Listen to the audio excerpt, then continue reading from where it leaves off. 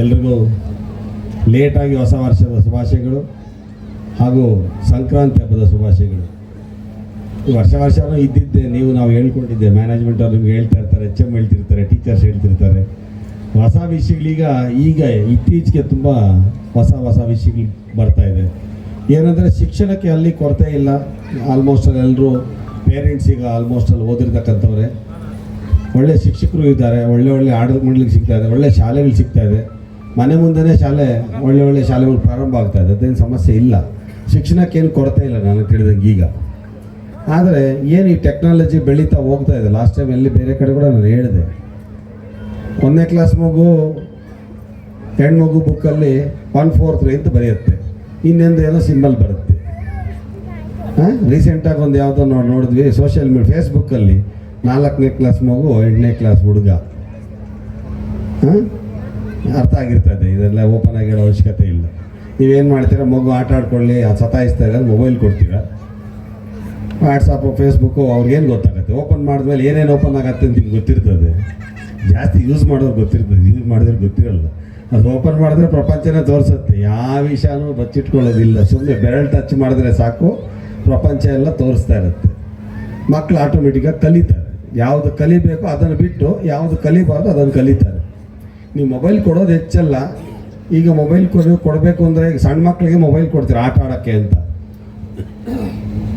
At least ಪಕ್ಕದಲ್ಲಿ ಕೂಡಿಸ್ಕೊಂಡು ಒಂದು ಅರ್ಧ ಗಂಟೆ 10 ನಿಮಿಷ ಆಟ ಆಡ್ಕೊಳ್ರಪ್ಪ ಅಂತ ಕೊಟ್ಟು ತಗೋಬೇಕಾಗುತ್ತೆ ಮೊಬೈಲ್ನ. ನೀವು ಅಲ್ಲಿ ಕೊಟ್ಬಿಟ್ಟು ಅವ್ರ ರೂಮಲ್ಲೇನೋ ಹೋಗ್ತಾರೆ, ರೂಮಲ್ಲಿ ಕೂತ್ಕೊತಾರೆ, ಮೊಬೈಲೇನು ನೋಡ್ತಾ ಇರ್ತಾರೆ. ನೀವು ಅಡುಗೆ ಮಾಡೋದು ಇಲ್ಲ ನಿಮ್ಮದೇನೋ ಕೆಲಸ ಇರುತ್ತೆ, ಪಾಪ ಇರಲಿ, ನಾವು ನಿಮ್ಮನ್ನು ಮಾಡೋಕ್ಕಾಗಲ್ಲ, ನಿಮ್ಮನ್ನು ಬ್ಲೇಮ್ ಮಾಡೋಕ್ಕಾಗಲ್ಲ ನಾವು, ಯಾಕಂದರೆ ನಿಮ್ಮದೇ ಆದಂಥ ಕೆಲಸಗಳು ಇರ್ತದೆ, ಇಲ್ಲ ಅಂತ ಹೇಳಿಲ್ಲ. ಆದರೆ ಪರಿಸ್ಥಿತಿ ಹೆಂಗಾಗ್ತಾ ಇದೆ ಅಂದರೆ ರೂಮಲ್ಲಿ ಕೂತ್ಕೊಂಡ್ಮೇಲೆ ಅದು ನೋಡಿದ್ರೆ ಬೇರೆದೇ ನೋಡ್ತಿದ್ದಾರೆ. ಇನ್ನು ಸ್ವಲ್ಪ 5ನೇ ಕ್ಲಾಸ್ 6ನೇ ಕ್ಲಾಸ್ ಮಕ್ಕಳಿಗೆ ಈಗ ಮೊಬೈಲ್ ಕೊಡ್ತಿದ್ರೆ ಆಗೋದೇ ಇಲ್ಲ. ಈಗ ಶಾಲೆಗಳವರು ಏನು ಹೇಳ್ತೀವಿ, ಏನೋ ಒಂದು ಪ್ರಾಜೆಕ್ಟ್ ಕೊಡ್ತಾ ಇರ್ತೀವಿ, ಏನೋ ಒಂದು ಮೋಟಿವೇಶನಲ್ ಕ್ಲಾಸಸ್ ಕೊಡ್ತಾ ಇರ್ತೀವಿ, ಅಥವಾ ಏನೋ ಒಂದು ಸಬ್ಜೆಕ್ಟ್ ಆರ್ಟಿಕಲ್ ಬರ್ಕೊಂಬನ್ನಿ ಅಂತ ಕೊಡ್ತೀವಿ. ಮಮ್ಮಿ ಪಪ್ಪ ಫೋನ್ ಕೊಡಿ, ನಾನು ಆರ್ಟಿಕಲ್ ಬರಬೇಕು ಯಾವುದೋ ಸಬ್ಜೆಕ್ಟ್ ಬಗ್ಗೆ ಅಂತ ಹೇಳ್ತಾರೆ. ನಿಮ್ಮನ್ನು ಕೇಳಿದ್ರೆ ನಿಮ್ಗೆ ಅಷ್ಟೊಂದು ಐಡಿಯಾ ಇರಲ್ಲ. ಪ್ರತಿಯೊಂದು ಗೂಗಲಲ್ಲಿ ಚೆಕ್ ಮಾಡಿ ಬರೆಯೋದು. ಈಗ ಪ್ರಾಬ್ಲಮ್ಸ್ ಕೂಡ ಮ್ಯಾಥಮೆಟಿಕ್ಸ್ ಅದು ಇನ್ನಂತ ಕೊಟ್ಟರೆ ಕ್ವಶನ್ ಆನ್ಸರ್ ಮಕ್ಳಿಗೆ ಗೊತ್ತಿಲ್ಲ ಅಂದರೆ ಗೂಗಲಲ್ಲಿ ಕೇಳಿ ಆನ್ಸರ್ ಬರೆಯೋಕ್ಕಲ್ಲ. ಈಗ ಹಂಗಾಗಿದೆ ಪರಿಸ್ಥಿತಿ. ಟೀಚರೇ ಒಂದು ಟೈಪ್ ಆನ್ಸರ್ ಕೊಟ್ಟರೆ ಮಕ್ಳು ಇನ್ನೊಂದು ಟೈಪ್ ಆನ್ಸರ್ ಬರ್ತಿದ್ದಾರೆ. ಅದು ಗೊತ್ತಾಗ್ಬಿಡ್ತದೆ ಟೀಚರ್ಗೆ, ಇದು ಒರಿಜಿನಲಾಗಿ ನಾವು ಮಾಡಿರೋ ಪಾಠನ ಇಲ್ಲ ಇವರು ಬೇರೆ ಕಡೆ ನೋಡಿದ್ದಾರೆ ಅಂತ. ಅದನ್ನು ನೋಡಿದ್ರೆ ಪರವಾಗಿಲ್ಲ, ಅವರು ಕೂಡ ಬೇರೆ ನೋಡಿ ಬೇರೆ ಗ್ರೂಪ್ಸಲ್ಲಿ ಶೇರ್ ಮಾಡಿ ಕೆಟ್ಟದ್ದಾಗ್ತಾಯಿದೆ. ಟೆಕ್ನಾಲಜಿ ಎಷ್ಟು ಬೆಳೀತಾ ಇದೆ, ಮಕ್ಕಳು ಅಷ್ಟು ನಮ್ಮ ಕೈಗೆ ಸಿಗದಿರ ಆಗ್ತಿದ್ದಾರೆ. ದಯವಿಟ್ಟು ಅದಕ್ಕೆ ಏನು ನೀವು ಪ್ಲಾನ್ ಮಾಡ್ತೀರೋ ಮಾಡ್ಕೊಳ್ಳಿ. ಸಾಧ್ಯವಾದಷ್ಟು ನೀವು ಟ್ಯಾಬ್ ಕೊಡಿಸೋವಾಗ, ಮೊಬೈಲ್ ಕೊಡಿಸೋವಾಗ, ಕೆಲವು ಇನ್ನೂ ಸ್ಟ್ಯಾಂಡರ್ಡ್ ಒಂದು ಕಂಪ್ಯೂಟರ್ ಕೊಡಿಸೋ ಒಂದು ರೂಮಲ್ಲಿ ಕೊಡಿಸ್ಬಿಡೋದು. ನಮ್ಮ ಮನೇಲಿ ಕಂಪ್ಯೂಟರ್ ಇದೆ, ನಮಗೆ ಕಂಪ್ಯೂಟರ್ ಕೊಡಿಸ್ಬಿಟ್ಟಿದ್ದೀನಿ ಅಂತ. ಕಂಪ್ಯೂಟರ್ ಮತ್ತು ಏನೇನು ಕಾಂಟ್ಯಾಕ್ಟ್ ಇಟ್ಕೊತಾರೆ, ಎಲ್ಲೆಲ್ಲಿ ಕನೆಕ್ಷನ್ ಇಟ್ಕೊಂಡು ನಿಮ್ಗೆ ಗೊತ್ತಿದೆಯಾ? ಇನ್ನು ಕೆಲವರು ಓದ್ಕೊಳ್ಳಿ ಅಂತ ಮನೆ ಬಾಗಿಲಾಗ್ಬಿಟ್ಟು ನೀವು ಪಾಪ ಆರಾಮಾಗಿ ಕೂತ್ಕೊಂಡು TV ನೋಡೋದು ಇಲ್ಲ ಇನ್ನೇನೋ ಮಾಡೋದು ಇರುತ್ತೆ. ನಿಮ್ಮ ಕೆಲಸ ನಿಮ್ಮದು, ಅವ್ರ ಕೆಲಸ ಅವ್ರದ್ದು. ಅವ್ರು ಎಲ್ಲೆಲ್ಲಿ ಕಮ್ಯುನಿಕೇಷನ್ ಇಟ್ಕೋದ್ರೆ ಗೊತ್ತಾಗ್ತಾ ಇರ್ತದೆ. ಏನು ನಾವು ಇಂಡಿವಿಜುವಲ್ ಅಂತ ಮಕ್ಕಳನ್ನ ಬಿಡ್ತೀವೋ, ಈಗಿಂದ ಫ್ರೀಡಮ್ ಅಂತ ಬಿಡ್ತೀವೋ, ನೆಕ್ಸ್ಟ್ ತಂದೆ ತಾಯಿ ಹತ್ರ ಕೂಡ ಅವರು ಫ್ರೀಡಮ್ ಆಗಿ ಇರಬೇಕು, ತಂದೆ ತಾಯಿಗಳು ನಮ್ಗೆ ಬೇಕಾಗಿಲ್ಲ ಅಂತ ಹೇಳ್ತಾರೆ. ಈಗ ಹೆಣ್ಮಕ್ಳಿಗೆ ಫ್ರೀಡಮ್ ಕೊಡಬೇಕು. ನೀವು ಓದೋದಿಂದಾನೆ 1ನೇ ಕ್ಲಾಸಿಂದಾನೆ ಅವ್ರು ಫ್ರೀಡಮ್ ಕೊಟ್ಬಿಡ್ಬೇಕು.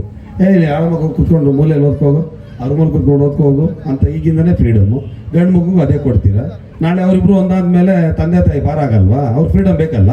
ನಿಮ್ಗೆ ಹೆಂಗೆ ಊಟ ಹಾಕ್ತಾರೆ? ಫ್ರೀಡಮ್ ಬೇಕಲ್ಲ, ನೀವೇ ತಾನೇ ಕಲಿಸಿದ್ದು.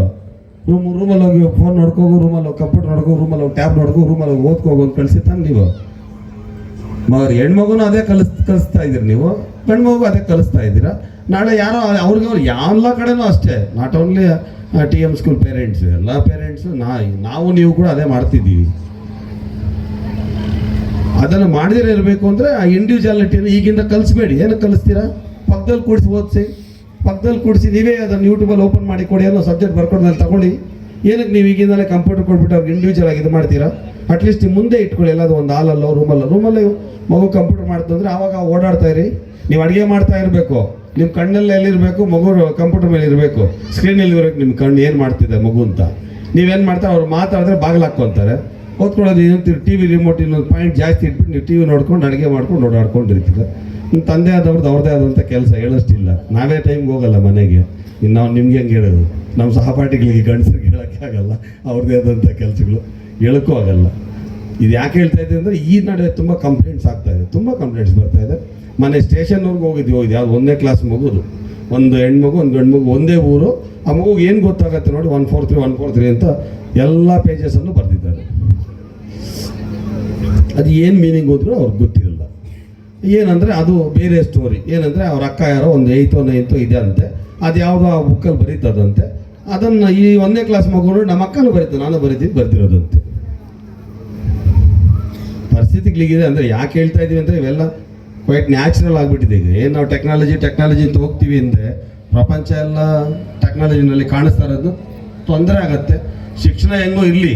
ಇನ್ನೊಂದೇನೆಂದರೆ ಎಲ್ಲರಿಗೂ ಗೊತ್ತಿರ್ತಕ್ಕಂಥ ವಿಚಾರ, ನಾವು ನೀವು ಓದಿದಾಗ ಕೂಡ ನಮ್ಮ ಕ್ಲಾಸಲ್ಲಿ ಚೆನ್ನಾಗಿ ಓದೋರು, ಆವ್ರೇಜ್ ಓದೋರು, ಬಿಲೋ ಆವ್ರೇಜು, ಮಿಡ್ಲೆಲ್ಲ ಇರ್ತಿದ್ರು. ಎಲ್ರಿಗೂ ಒಂದೇ ಪಾಠ ಮಾಡಿದ್ರು ಕೂಡ ಅವ್ರವ್ರ ಮೈಂಡ್ ವರ್ಕ್ ಮಾಡ್ತಕ್ಕಂಥ ರೀತಿ, ಅಕಸ್ಮಾತ್ ಅವ್ರು ರಿಸೀವ್ ಮಾಡ್ಕೊಳ್ತಕ್ಕಂಥ ರೀತಿ, ಕೆಲವರಿಗೆಲ್ಲ ನಾಲೆಡ್ಜ್ ಇದ್ರು ಕಾನ್ಸಂಟ್ರೇಷನ್ ಮಾಡಿದ್ರೆ ಶಿಕ್ಷಣದಲ್ಲಿ ಹಿಂದೆ ಬಿದ್ದಿರ್ಬೋದು. ಅಥವಾ ಕೆಲವರಿಗೆ ಆ ಬ್ರೈನೇ ಇನ್ನು ಆ ಮಟ್ಟಕ್ಕೆ ಬರ್ದಿರೇ ಇರ್ಬೋದು. 1 kg ಹೊರಿತಕ್ಕಂಥ ಮಗುಗೆ 4 kg ಕೊಟ್ಟಾಗ ಅದು ಅಷ್ಟು ರಿಸೀವಿಂಗ್ ಕೆಪಾಸಿಟಿ, ಎತ್ಕೊಳ್ಳೋ ಕೆಪಾಸಿಟಿ ಇಲ್ದಿರ ಇದ್ದಾಗ ಸಮಸ್ಯೆ ಆಗುತ್ತೆ. ಈಗಿನ ಸಿಲೆಬಸ್ಗೆ ಈಗ ಮಕ್ಕಳು ಬರೀ ಹುಟ್ತಾನೆ ಎಲ್ಲ ಕಲಿತಾ ಇದ್ದಾರೆ, ಹೊಟ್ಟೆನಲ್ಲಿ ಎಲ್ಲ ಕಲ್ತ್ಕೊಂಡು ಬರ್ಬಿಡ್ತಾ ಇದೆ ಮಗು, ಅದರಲ್ಲೇನು ಇಲ್ಲ. ಆದರೆ ರಿಸೀವಿಂಗ್ ಕೆಪಾಸಿಟಿ ಅನ್ನೋದು ಕಡಿಮೆ ಇರುತ್ತೆ. ಈಗ ನಿಮ್ಗೆ ಎಲ್ಲರಿಗೂ ಗೊತ್ತಿದೆ ಕಾನ್ಷಿಯಸ್ ಮೈಂಡು, ಸಬ್ ಕಾನ್ಷಿಯಸ್ ಮೈಂಡಲ್ಲಿ ನೀವು ಏನು ಇಟ್ಕೊಂಡ್ರು ಕೂಡ ಅದು ರೆಕಾರ್ಡ್ ಆಗ್ತಾ ಇರುತ್ತೆ. ಕಾನ್ಷಿಯಸ್ ಮೈಂಡ್ ಈ ಕಡೆ ಕೇಳಿ ಈ ಕಡೆ ಹೋಗುತ್ತೆ. ಸಬ್ ಕಾನ್ಷಿಯಸ್ ಮೈಂಡ್ ಚೆನ್ನಾಗಿ ವರ್ಕ್ ಮಾಡೋದು ಅಂದರೆ ಮೈಂಡ್ ಫ್ರೀ ಆಗಿರಬೇಕು ಅಂತ. ಆ ಟೈಮ್ ಯಾವುದು? ಬೆಳಗ್ಗೆ 4ರಿಂದ 6 ಗಂಟೆ 6:30. ಆ ಟೈಮ್ಗೆ ಮಕ್ಕಳನ್ನ ಎಬ್ಬಿಸಿ ಓದಿಸಿ ಅಂತ ನಾವೆಲ್ಲರೂ ಹೇಳ್ತಿರ್ತೀವಿ. ನಿಮಗೆಲ್ಲ ಶಿಕ್ಷಕರು ಹೇಳ್ತಾ ಇರ್ತಾರೆ, ಆಡಳಿತ ಮಂಡಳಿ ಹೇಳ್ತಾ ಇರ್ತಾರೆ. ಶಿಕ್ಷಣದಲ್ಲಿ ಈಗೇನು ಮಕ್ಕಳು 70 to 80% ಎಲ್ಲ ರ್ಯಾಂಕಲ್ಲೇ ಇದ್ದಾರೆ. ನಮ್ಮ ಕಾಲಕ್ಕೆ ಫಸ್ಟ್ ಕ್ಲಾಸ್ ಅಂದ್ಬಿಟ್ರೆ ದೊಡ್ಡ ವಿಷಯ ಅಂತ ಇದ್ರು. ಈಗ ಎಲ್ಲರೂ 70 to 80% ಜನರು ರ್ಯಾಂಕೇ ಇದ್ದಾರೆ. ಪೇರೆಂಟ್ಸ್ ಎಫರ್ಟ್ ಇದೆ, ಶಿಕ್ಷಕರ ಎಫರ್ಟ್ ಇದೆ, ಆಡಳಿತ ಮಂಡಳಿ ಎಫರ್ಟ್ ಇದೆ. 20% ಮಕ್ಕಳಲ್ಲಿ ಸ್ವಲ್ಪ ವ್ಯತ್ಯಾಸಗಳಿರ್ತದೆ. ಅಂದರೆ ಅವರು ಬ್ರೈನ್ ಇನ್ನೂ ಮೆಚುರಿಟಿ ಆಗಿರೋಲ್ಲ. ನಾವು ಹೇಳ್ತಕ್ಕಂಥ ಗ್ರಹಿಸೋ ಶಕ್ತಿ ಇರಲ್ಲ. 10 ಪದ ಹೇಳಿದ್ರೆ 4 ಪದ ಮಾತ್ರ ಅವ್ರ ಮೈಂಡಲ್ಲಿ ಕೂತ್ಕೊಳ್ಳುತ್ತೆ, 6 ಪದ ಕೂತ್ಕೊಳ್ಳಲ್ಲ. ಆ ಸ್ಕೂಲ್ ಸರಿ ಇಲ್ಲಪ್ಪ, ನಮ್ಮ ಮಗು ಸರಿಯಾಗಿ ಓದಲಿಲ್ಲ ಅಂದರೆ ಆ ಮಗುಗೆ ಅದನ್ನು ಕೆಪಾಸಿಟಿ ಮಾಡ್ಕೊಂಡು ಸ್ಟೋರ್ ಮಾಡ್ಕೊಳ್ಳೋ ಕೆಪಾಸಿಟಿ ಬ್ರೈನ್ಗೆ ಇರಬೇಕಲ್ಲ. ದೊಡ್ಡವರೇ 4 ಐಟಮ್ ತಗೊಂಬಪ್ಪ ಅಂಗಡಿಗೆ ಹೇಳಿದ್ರೆ 2 ಐಟಮ್ ತಗೊಂಡ್ಬಿಟ್ಟು ಮತ್ತೆ ಫೋನ್ ಮಾಡ್ತಾರೆ, ಇನ್ನೇನು ಹೇಳ್ತಿಲ್ಲ 2 ಅದೇನು ಹೇಳು ಅಂತ ಹೇಳ್ತಾರೆ. ಆ 2 EM ಮರ್ತೋಗಿರ್ತಾಳೆ, ಬಂದ್ಬೇಡ 2 ತಗೊಂಡು ಮತ್ತೆ ಹೇಳ್ತೀನಿ, ಅದು ನಾನು ಮರ್ತೋದೆ ಅಂತ. ಈಗಿರುವಾಗ ನಾವು ಪ್ರೆಷರ್ ಮೇಲೆ ಪ್ರೆಷರ್ ಮಕ್ಕಳಿಗೆ ಕೊಟ್ಟು ಶಿಕ್ಷಣದಲ್ಲಿ ತುಂಬ ಒತ್ತಡ ಕೊಡ್ತಿದ್ವಿ ಮಕ್ಕಳಿಗೆ. ಆ ಒತ್ತಡದಲ್ಲಿ ಅವ್ರಿಗೇನೋ ಫ್ರೀಡಮ್ ಬೇಕು ಅಂದಾಗ ನೀವು ಆ ಮೊಬೈಲ್ಗಳು, ಟ್ಯಾಬ್ಗಳು, ಕಂಪ್ಯೂಟರ್ ಇನ್ನೊಂದು ಕೊಟ್ಟು ನಿಮ್ಮ ಎಂಟರ್ಟೈನ್ಮೆಂಟ್ ನಿಮ್ಮದು, ಅವ್ರ ಎಂಟರ್ಟೈನ್ಮೆಂಟ್ ಅವ್ರದ್ದು ಆಗ್ತಾ ಇದೆ. ದಯವಿಟ್ಟು ಅದ್ರ ಮೇಲೆ ಕಾನ್ಸಂಟ್ರೇಷನ್ ಮಾಡಿ. ಈಗ ನಡೀತಾ ಇರ್ತಕ್ಕಂಥ ವಿಷಯನ ನಾನು ನಿಮ್ಗೆ ಹೇಳ್ತಾ ಇದ್ದೀನಿ. ಇದು ಎಲ್ಲ ಕಡೆನೂ ಹೇಳಬೇಕು ಅಂತ. ಈಗ ಶಿಕ್ಷಣದ ಬಗ್ಗೆ ಹೇಳ್ತಾನೆ ಇರ್ತೀವಿ ವರ್ಷ, ಅದು ಎಲ್ಲರೂ ಹೇಳ್ತಿದ್ದೀವಿ. ಈಗ ಪ್ರೆಸೆಂಟ್ ಯಾರಿಗೆ ಅಂತ ಸಮಸ್ಯೆಗಳು ಉದ್ಭವ ಆಗ್ತಾ ಇದೆ ಶಿಕ್ಷಣ ಕ್ಷೇತ್ರದಲ್ಲಿ, ಮಕ್ಕಳಲ್ಲಿ ಯಾವ್ಯಾವ ಥರ ಬೇರೆ ಕಡೆಗೆ ಮೈಂಡ್ ಕಾನ್ಸಂಟ್ರೇಷನ್ ಮಾಡ್ತಾ ಇದ್ದಾರೆ ಅಂತ ಇದು ಫ್ಯಾಕ್ಟ್ ಹೇಳ್ತಾ ಇರೋದು. ನೀವು ಬೇಕಾದ್ರೆ ಗಮನಿಸ್ಕೊಳ್ಳಿ. ಈಗ ಇಷ್ಟು ದಿನ ನಿಮ್ಮ ಮಕ್ಕಳು ಇದ್ರಲ್ಲ, ನಿಮ್ಮ ಮಕ್ಕಳಿಗೆ ಒಂದು ಟ್ಯಾಬ್ ಕೊಟ್ಟಿರ್ತಾರೆ, ಮೊಬೈಲ್ ಕೊಟ್ಟಿರ್ತಾರೆ, ಕಂಪ್ಯೂಟರ್ ಕೊಟ್ಟಿರ್ತೀರ, ಅವ್ರು ಏನು ನೋಡ್ತಾರೋ ಒಂದ್ಸಾರಿ ನೀವು ಗಮನಿಸ್ಕೊಳ್ಳಿ. ನೀವು ನೋಡ್ದಂಗೆ ಇರಬಾರ್ದು, ನೀವೇನೋ ಅಡುಗೆ ಮಾಡ್ದಂಗೆ ಓಡಾಡ್ದಂಗೆ ಇರಬೇಕು. 5 ನಿಮಿಷಕ್ಕೂ ರೂಮ್ಗೆ ಹೋಗಿ ಬರ್ತಾ ಇರಬೇಕು. ಸುಮ್ಮನೆ ಹಂಗೆ ಏನೋ ಬಟ್ಟೆ ಎತ್ಕೊಂಡಂಗೆ, ಏನೋ ಕವರ್ ಎತ್ಕೊಂಡಂಗೆ, ಏನೋ ಬುಕ್ ಎತ್ಕೊಂಡಂಗೆ ಹೋಗ್ತಾ ಇರಬೇಕು ನೀವು. ಇದು ನಿಮ್ಮ ಟ್ರಿಕ್ಸ್ ಅಷ್ಟೇ. ಅದೇ ಕೆಲಸ ಹೋಗ್ಬಾರ್ದು. ಅವ್ರು ಕಂಡ್ರೆ ಗೊತ್ತಾಗ್ಬಿಡ್ತದೆ ಅವ್ರಿಗೆ. ಬೇಕಾಗಿ ಆ ರೂಮಲ್ಲಿ ಏನೋ ಒಂದು ಟವಲ್ ಇಡಿ, ಒಂದು ಲುಂಗಿ ಇಟ್ಟಿರಿ, ಒಂದು ಸ್ಯಾರಿ ಇಟ್ಟಿರಿ, ₹1 ದುಡ್ಡು ಇಟ್ಟಿರಿ, ಎಲ್ಲ ಇನ್ನೇನೋ ಕೆಲಸಕ್ಕೆ ಬರೋದು ಇಟ್ಟಿರಿ. ಅವ್ರು ಓದೋ ಸಮಯಕ್ಕೆ ಅದನ್ನು ಸುಮ್ಮನೆ ಹೋಗಿ ಎತ್ಕೊಂಡು ಬರೋ ಥರ ಸುಮ್ಮನೆ ಕಂಡಾಯಿಸ್ಬೇಕು, ವಾಚ್ ಮಾಡಬೇಕು. ದಯವಿಟ್ಟಿಲ್ಲ ನಮ್ಮ ಮಕ್ಕಳು ನಮ್ಮ ಕೈಗೆ ಸಿಗಲ್ಲ. ಈಗ ಹೇಳ್ತಿದ್ದೀರಾ ಕಲ್ಚರ್ ತುಂಬ ಕೆಟ್ಟೋಗಿದೆ ಅಂತ. ನಾವು ಅಮೇರಿಕನ್, ಇಂಗ್ಲೆಂಡ್ ಅವ್ರ ಕಲ್ಚರ್ನ ನಾವು ಬೆಳೆಸ್ಕೊತಾ ಇದ್ದೀವಿ. ಎಲ್ಲಿದೆ ಈಗ ನಮ್ಮ ಸಂಪ್ರದಾಯಗಳು? ನಾವೆಲ್ಲ ಅದೇ ಥರನ ನಾವು ಬೆಳೆಸ್ಕೊತಾ ಇರೋದನ್ನ ನಾವು ಅದೇ ಥರ ಆಗ್ತಾ ಇದ್ದೀವಿ. ಯಾರಿಗೂ ಕಮ್ಯುನಿಕೇಷನ್ಸ್ ಇಲ್ಲ, ಅಂಡರ್ಸ್ಟ್ಯಾಂಡಿಂಗ್ಸ್ ಇಲ್ಲ. ಪೋಷಕರು ಕೂಡ ಅಷ್ಟೇ ಸ್ವಲ್ಪ ರಿಲೇಷನ್ಸಲ್ಲಿ ಬೆರೆಸ್ರಿ ಮಕ್ಕಳನ್ನ. ಅಕ್ಕಪಕ್ಕವ್ರ ಹತ್ರ ಚೆನ್ನಾಗಿ ಮಾತಾಡೋದು, ಚೆನ್ನಾಗಿರೋದು. ಅಥವಾ ಮಕ್ಕಳಿಗೆ ನೋವಾದರೆ ತಂದೆ ತಾಯಿ ಹತ್ರ ಹೇಳ್ಕೊಳ್ಳೋ ಥರ ಬೆಳೆಸ್ಕೊಳ್ಳಿ. ತಂದೆ ತಾಯಿ ಏನೋ ಮಾತಾಡ್ಸೋದು ಗದರ್ತೀರಾ, ಬೈತೀರಾ, ಆ ಮಗು ಇನ್ನೊಂದು ಕಡೆ ಹೇಳ್ಕೊಳಕ್ಕೆ ಹೋಗುತ್ತೆ, ಅಲ್ಲಿ ಅಡಿಕ್ಟ್ ಆಗುತ್ತೆ. ನೆಕ್ಸ್ಟ್ ನಿಮ್ಗೆ ಗೌರವ ಕೊಡಲ್ಲ. ನಮ್ಮ ತಂದೆ ತಾಯಿ ಏನು ಹೇಳ್ಕೊಳಕ್ಕೆ ಅವಕಾಶನೇ ಸಿಗಲ್ಲ ಅಂತ. ಈಗ ಏನೋ ಒಂದು 5ನೇ ಕ್ಲಾಸ್ವರೆಗೂ ನೀವು ಆ ಮಕ್ಕಳಿಗೆ ಗದರ್ಬೇಕಾಗುತ್ತೆ. ಮತ್ತು ಫ್ರೆಂಡ್ಲಿನಲ್ಲಿ ಆ ಮಕ್ಕಳನ್ನ ತಗೊಂಡು ಶಿಕ್ಷಣ ಕೊಡಬೇಕಾಗತ್ತೆ. ಈಗ ನೀವು ಹೆಂಗೆ ಫ್ರೆಂಡ್ಲಿನಲ್ಲಿ ತಗೊಂಡು ಎಲ್ಲ ರಿಲೇಷನ್ಶಿಪ್ನ ಬಿಲ್ಡ್ ಮಾಡ್ಕೊಂಡು ಹೋಗ್ತಾರೋ, ನಿಮ್ಮ ಜೊತೆಗೆ ಹಂಗೆ ಮಕ್ಕಳು ಇರೋಕ್ಕೆ ಬಯಸ್ತಾರೆ. ಇಲ್ಲಾಂದರೆ ತಂದೆ ತಾಯಿ ಅಂದ್ರೆ ವ್ಯಾಲ್ಯೂನೇ ಇರಲ್ಲ, ತಂದೆ ತಾಯಿ ಅಂದರೆ ಅವ್ನು ಬೇಕಾಗಿಲ್ಲ ಅಂತ. ಅದು ಆಗೋದು ಬೇಡ ದಯವಿಟ್ಟು. Okay, thank you. ನಮ್ಮ ಮಕ್ಕಳು ಸ್ಟೇಜ್ ಮೇಲೆ ಬರ್ತಾ ಇರುವಂಥ ಒಂದು ಆಸಕ್ತಿ ಇರುತ್ತೆ. ಸೊ ಅದಕ್ಕಾಗಿ ಮ್ಯಾನೇಜ್ಮೆಂಟ್ ಅವರು 2 ನಿಮಿಷ ಮಾತಾಡಬೇಕು ಅಂತ ಹೇಳಿದ್ದಾರೆ. ಅಂದರೆ 60 ನಿಮಿಷ ಇರ್ಬೋದು, 120 ಮಿನಿಟ್ಸ್ ಇರಬಹುದು. ಸ್ನೇಹಿತರು ನಿಮ್ಗೆ ಹೇಳ್ತಾ ಇದ್ರು, ಈಗ ಬೆಳೀತಾ ಇರೋ ಟೆಕ್ನಾಲಜಿ ಬಗ್ಗೆ ಮಾತಾಡ್ಬೇಕಂದ್ರೆ ಇವರು ನಾನು ಇಲ್ಲಿ ಎಲ್ಲರೂ ಕೂತ್ಕೊಂಡಿರೋರು ಎಲ್ಲರೂ ಮಾತಾಡಬೇಕು ಅಂದ್ರೆ ಆ ಟೆಕ್ನಾಲಜಿ ಬಗ್ಗೆ ಇನ್ನ ಹೇಳೋದು ಅಷ್ಟಿರುತ್ತೆ. ಇದು ನಿಜಾನೇ ಅವ್ರು ಹೇಳಿದ್ದು. ಅದ್ ಜೊತೆಗೆ ಈಗ ನಮಗೆ ಎಜುಕೇಶನ್ ಎಷ್ಟು ಇಂಪಾರ್ಟೆಂಟ್ ಆಗಿದೆ ಅಂದ್ರೆ ಅದಕ್ಕೊಂದು ಹಂತ ಅಂದ್ರೆ ಒಂದು ಎಂಡ್ ಇಲ್ಲ ಅಂತಂತೀವಿ. ಬರ್ತಾ ಬರ್ತಾ ನಮಗೆ ಎಜುಕೇಶನ್ ಅಷ್ಟೇ ಡಿಫಿಕಲ್ಟ್ ಆಗ್ತಾ ಇದೆ. ನಮ್ಮ ಮಕ್ಕಳು ಅಷ್ಟೇ ಬೇರೆ ಕಡೆ ಅಂದ್ರೆ ಈ ಟೆಕ್ನಾಲಜಿ ಕಡೆ ನಮ್ಮ ಮಕ್ಕಳು ಗಮನ ಕೊಡ್ತಾ ಇದ್ದಾರೆ. ಟೆಕ್ನಾಲಜಿಗೆ ಗಮನ ಕೊಡೋದು ತಪ್ಪಲ್ಲ, ಬಟ್ ಅದರಲ್ಲಿ ಸೆಲೆಕ್ಟ್ ಮಾಡಬೇಕು. What is good, what is bad, ಒಳ್ಳೇದು ಕೆಟ್ಟದು ಅಂತ ಸೆಲೆಕ್ಟ್ ಮಾಡಿಕೊಂಡು ಟೆಕ್ನಾಲಜಿಗೆ ಯೂಸ್ ಮಾಡಿಕೊಂಡ್ರೆ ಅಷ್ಟೇ ಟೆಕ್ನಾಲಜಿ ನಮಗೆ ಯೂಸ್ಫುಲ್ ಆಗತ್ತೆ. ಸೊ ಈಗ ನಮಗೆ ಸೆಂಟ್ರಲ್ ಸಿಲಿಬಸ್ಸು, ಸ್ಟೇಟ್ ಸಿಲಿಬಸ್ಸು, ಈ NEP, SEP ಈ ರೀತಿ ನಮಗೆ ಸರ್ಕಾರದಿಂದ ಕೂಡ ಸುಮಾರು ಸ್ಕೀಮ್ಸ್ ಥರ ಒಂದು ಬೇರೆ ಬೇರೆ ಸಿಸ್ಟಮ್ಸ್ ತರಿಸ್ತಾ ಇದ್ದಾರೆ. ಸೊ ಆ ಸಿಸ್ಟಮ್ಸ್ಗೆ ನಾವು ಮ್ಯಾನೇಜ್ಮೆಂಟ್ ಅವರು, ಸ್ಕೂಲ್ ಅವರು ಏನು ಮಾಡ್ತೀವಿ, ಆ ಮಕ್ಕಳ ಮೇಲೆ ಇಂಪ್ಲಿಮೆಂಟ್ ಮಾಡೋಕ್ಕೆ ಹೋಗ್ತೀವಿ. ಅಂದರೆ ಈಗ ಮ್ಯಾನೇಜ್ಮೆಂಟ್ ಅವರು, ಮಕ್ಕಳು, ಟೀಚರ್ಸು ಅಂದರೆ ಆಗಲ್ಲ. ಜೊತೆಗೆ ಪೇರೆಂಟ್ಸ್, ನೀವು ಪೇರೆಂಟ್ಸ್ ಎಲ್ಲರೂ ಇವತ್ತು ಬಂದಿದ್ದೀರಾ, ನಿಮ್ಮದು ಒಂದು ಪಾತ್ರ ಇರುತ್ತೆ ಇದರಲ್ಲಿ. ಅವಾಗಲೇ ನಮ್ಮ ಫ್ರೆಂಡ್ ಹೇಳ್ತಿದ್ರು, ನೀವು ಕ್ಲಾಸ್ ರೂಮ್ ಮನೆಯಲ್ಲಿ ನೀವು ಮಕ್ಕಳಿಗೆ ಲ್ಯಾಪ್ಟಾಪು ಅಥವಾ ಏನು ಮೊಬೈಲ್ ಕೊಟ್ಟು ಓದಕ್ಕೆ ಬಿಟ್ಟಿರ್ತೀರಾ. ಅವ್ರಿಗೇನು ಓದ್ತಾ ಇರ್ತಾರೆ ಅಂತ ಹೇಳ್ಬಿಟ್ಟು ನಾವು ಗಮನಿಸಲ್ಲ. 1 hour 2 hours ಆದಮೇಲೆ ಆಗೋಯ್ತು, mummy homework is written, what ever the work is that is return, completed ಅಂತ ಹೇಳ್ತಾರೆ. ನಾವು ಆಗೋಯ್ತು ಅಂತ ಇರ್ತೀವಿ. ಬಟ್ ಅದು ಬೇರೆ ಥರ ಆಗಿರುತ್ತೆ. ಈ ಕಾಲ ಮಕ್ಕಳು ಶಾರ್ಟ್ಸ್ ನೋಡ್ತಾ ಇದ್ದಾರೆ, ನಿಮ್ಗೆ ಗೊತ್ತದು. ಯೂಟ್ಯೂಬ್ ಓಪನ್ ಮಾಡಿದ್ರೆ ಸಾಕು ಶಾರ್ಟ್ಸು. ಆ ಶಾರ್ಟ್ಸು ನಮ್ದಲ್ಲ, ನಮಗೆ ಸಂಬಂಧಪಟ್ಟಿದ್ದ ಶಾರ್ಟ್ಸ್ ಅಲ್ಲ ಅದು ಬೇರೆಯವರು, ನಾರ್ತ್ ಇಂಡಿಯನು ಅಥವಾ ಫಾರಿನರ್ಸು ಆ ಥರದ್ದು ಶಾರ್ಟ್ಸ್ ಇರುತ್ತೆ. ನಮ್ಗೆ ಅದು ಯೂಸ್ಫುಲ್ ಇಲ್ಲ, ಆದರೆ ನಾವು ನೋಡ್ತೀವಿ. ಆ ಮಕ್ಕಳು ನೋಡ್ತಾ ಇರ್ತಾರೆ, ಅದನ್ನು ನಾವು ಗಮನಿಸಿರ್ತೀವಿ, ಆದರೆ ನಾವು ನಮ್ಮ ಮಕ್ಕಳಿಗೆ ಅದನ್ನು ಸ್ಟಾಪ್ ಮಾಡಿಸಲ್ಲ. ಅದನ್ನು ನಾವು ಸ್ವಲ್ಪ ನೋಡ್ಕೋಬೇಕು. ಯಾಕಂದರೆ ಈಗ ಟೆಕ್ನಾಲಜಿ ಜಾಸ್ತಿ ಬೆಳೆದ್ಬಿಟ್ಟಿದೆ. ಈಗ ನೀವು ಇಲ್ಲೇ ಕೂತ್ಕೊಂಡಿದ್ದೀರಾ, ಎಲ್ಲರ ಹತ್ರನೂ ವಾಟ್ಸಪ್ ಇದೆ, ಎಲ್ಲರ ಹತ್ರನೂ ಬ್ಲೂಟೂತ್ ಇರುತ್ತೆ. ಈಗ ನಿಮ್ಗೆ ಬ್ಲೂಟೂತ್ ಕೆಲವರಲ್ಲಿ ಬ್ಲೂಟೂತ್ ಆನ್ ಇರುತ್ತೆ. ಈ ಆನ್ ಇರೋ ಬ್ಲೂಟೂತ್ ಏನಾಗ್ತಾ ಇರುತ್ತೆ ಅಂದರೆ ಟ್ರಾನ್ಸ್ಫರ್ ಆಗ್ತಾ ಇರುತ್ತೆ, ಮೊಬೈಲ್ ಟು ಮೊಬೈಲ್ ಟ್ರಾನ್ಸ್ಫರ್ ಆಗ್ತಾ ಇರುತ್ತೆ. ಸೊ ಅದು ನಮಗೆ ಗೊತ್ತಿರಲ್ಲ. ಸೊ ಮಕ್ಕಳು ಈ ಥರ ಮಿಸ್ಯೂಸ್ ಮಾಡಿಕೊಂಡು ನಾಳೆ ಅದು ನಮಗೆ ಒಂದು ಸಮಸ್ಯೆ ಥರ ಬಂದ್ಬಿಡುತ್ತೆ. ಸೊ ಅದಕ್ಕೆ ನಾವು ಟೆಕ್ನಾಲಜಿಗೆ ಅಷ್ಟು ಇಂಪಾರ್ಟೆಂಟ್ ಕೊಡಬಾರ್ದು. ಮತ್ತು ಮ್ಯಾನೇಜ್ಮೆಂಟ್ ಸೈಡಲ್ಲಿ ಬಂದಾಗ ನೋಡಿ, ಒಂದು ಸ್ಕೂಲ್ ನಡೆಸಬೇಕು ಅಂದರೆ ಅಷ್ಟು ಈಸಿ ಕೆಲಸ ಅಲ್ಲ. ಸ್ಟಾರ್ಟಿಂಗ್ ಜೂನ್ನಲ್ಲಿ ನಮ್ಮ ಅಕಾಡೆಮಿಕ್ ಇಯರ್ ಸ್ಟಾರ್ಟ್ ಆಗೋದು, ಅದು ಎಂಡ್ ಆಗೋದು ನಮಗೆ ಮಾರ್ಚ್ ಏಪ್ರಿಲು. ಸ್ಟಾರ್ಟಿಂಗಿಂದ ಎಂಡ್ವರೆಗೂ ನಮ್ಮ ಮ್ಯಾನೇಜ್ಮೆಂಟ್ ಒಂದು ಕಂಟಿನ್ಯೂಯಸ್ ಎಫರ್ಟ್ ಇರುತ್ತೆ ನಮ್ಮ ಮಕ್ಕಳ ಮೇಲೆ, ಅವ್ರ ಎಜುಕೇಷನ್ ಮೇಲೆ. ಟೆಸ್ಟ್ ಮಾಡೋದು, ಎಕ್ಸಾಮ್ಸ್ ಮಾಡೋದು, preparatory exams, special exams, special class ಮಾಡೋದು, ಈ ರೀತಿ ನಾವು ಹಂತಕ್ಕೆ ನಾವು ಅವ್ರ ಹಿಂದೆನೇ ಇರ್ತೀವಿ. ಬಟ್ ಅದಕ್ಕೆ ನಮ್ಮ ಪೇರೆಂಟ್ಸ್ ಕೋಆಪ್ರೇಟ್ ಮಾಡಲ್ಲ. ನಮಗೆ ಮುಖ್ಯವಾಗಿ ಬೇಕಾಗಿರೋದು ನಮ್ಮ ಪೇರೆಂಟ್ಸ್ ಕೋಆಪ್ರೇಷನ್. ಸ್ಕೂಲ್ ಅವರು ಈಗ ಅವ್ರ ಕೆಲಸ ಅವ್ರು ಮಾಡ್ತಾ ಇದ್ದಾರೆ. ಸುಮಾರು ಸ್ಕಾಲಸ್ಟಿಕ್ ಆಕ್ಟಿವಿಟೀಸ್ ಮಾಡ್ತಾ ಇರ್ತಾರೆ. ಮೊನ್ನೆ ನಿಮಗೆ 1 month ಬ್ಯಾಕ್ ಏನೋ ಸೇಲ್ಸ್ ಡೇ ಇಟ್ಟಿದ್ರು ಅವರು. ಆ ಸೇಲ್ಸ್ ಡೇ ಇಡೋದು ಏನಕ್ಕೆ, ಸೇಲ್ಸ್ ಡೇ ಇಟ್ಟಿದ್ದು ಯಾಕೆ, ಅದು it is related to a mathematics. ನಾವು ಮಕ್ಕಳಿಗೆ ಮ್ಯಾಥಮೆಟಿಕ್ಸ್ ಹೇಳ್ಕೊಡ್ತಾ ಇರ್ತೀವಿ, ನಿಮಗೆ ಗೊತ್ತು, ನೀವು ಓದಿರ್ತೀರಾ.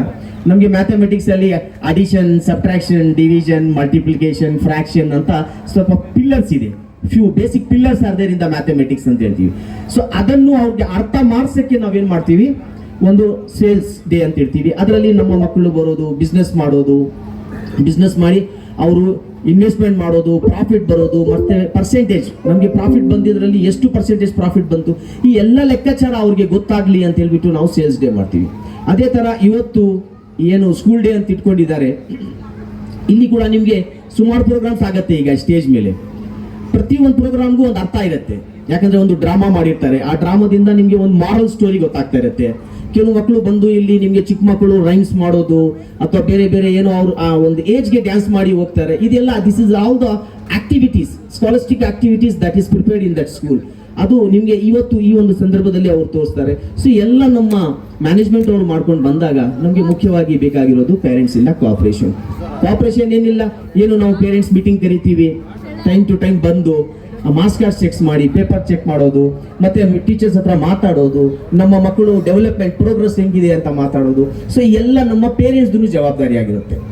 ಸೊ ಈ ರೀತಿ ನಮ್ದು ನಿಮ್ದು ರಿಲೇಷನ್ ಹೆಂಗಿರುತ್ತಪ್ಪ ಅಂದ್ರೆ, ಸ್ಟಾರ್ಟಿಂಗ್ ಜೂನ್ ಇಂದ ಸ್ಟಾರ್ಟ್ ಆದ್ರೆ ಏಪ್ರಿಲ್ವರೆಗೂ ಈ ಒಂದು ರಿಲೇಷನ್ ಕಂಟಿನ್ಯೂಸ್ ಆಗಿ ಇದ್ರೆ ಮಾತ್ರ ನಮ್ಮ ಮಕ್ಕಳಲ್ಲಿ ಡೆವಲಪ್ಮೆಂಟ್ ಆಗ್ತಾ ಇರುತ್ತೆ.